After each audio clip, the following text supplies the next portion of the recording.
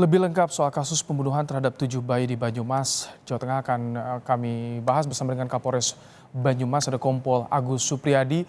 Selamat petang, maksud kami Kasat Reskrim Polres Banyumas, Kompol Agus.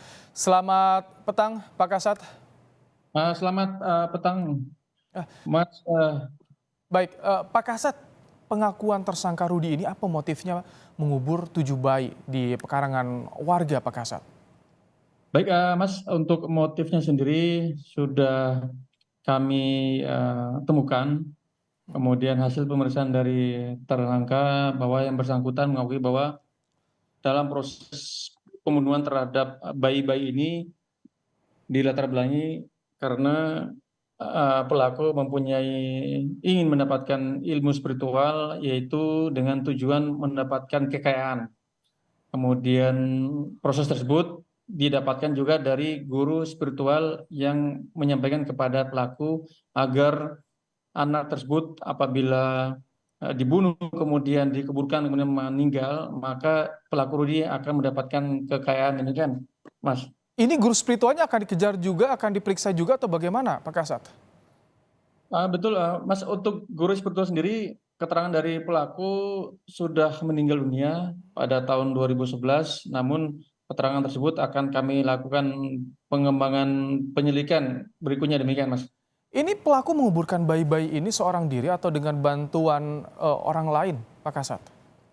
Baik, memang pelaku dengan korban saudara ini sehari-harinya memang tinggal berdua setelah berpisah dari istrinya, kemudian setelah hamil, kemudian melahirkan sampai dengan dikuburkan pelaku secara tersendiri, kemudian menguburkan di TKP yang kami temukan, Mas.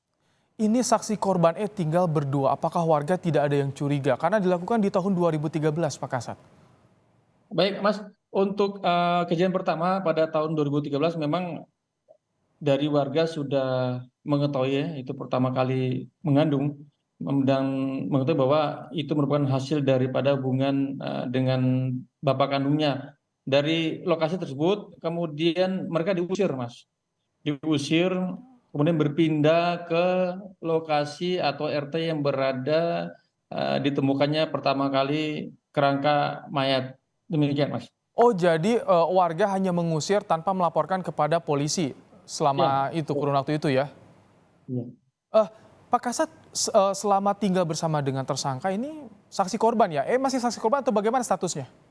Untuk sendiri ini masih status sebagai saksi korban karena memang setiap perbuatan yang dilakukan oleh ayah kandung kemudian hamil dari 2013 sampai 2015 memang ada ancaman yang diberikan, ada upaya kekerasan sehingga ancaman dan menyampaikan bahwa apabila kemudian saudara ini memberitahukan kepada siapapun itu akan dibunuh oleh pelaku.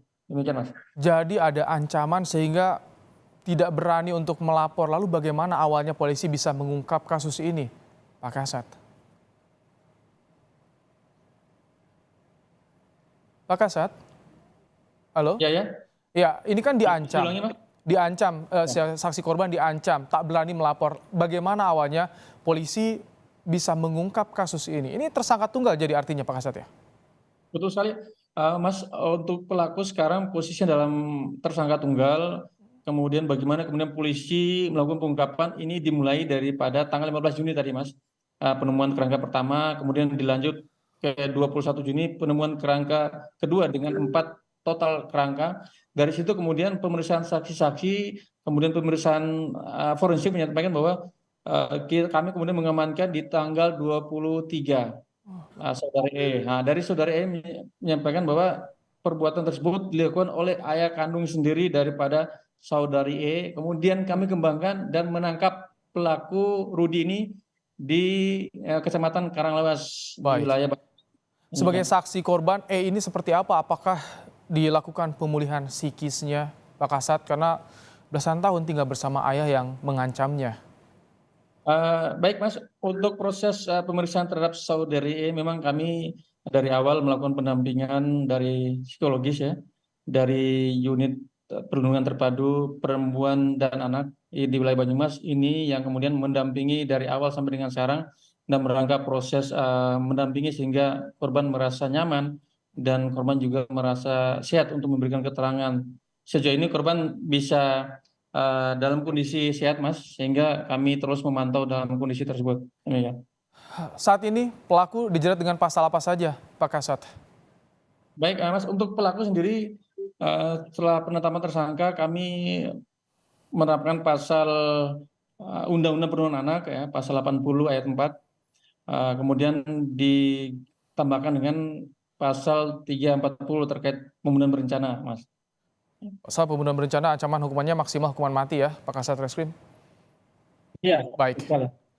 Terima kasih Kasat Reskrim Polres Banyumas Kompol Agus Supriyadi telah menyampaikan informasi terkini di program Kompas Petang. Terima kasih Pak Kasat Reskrim.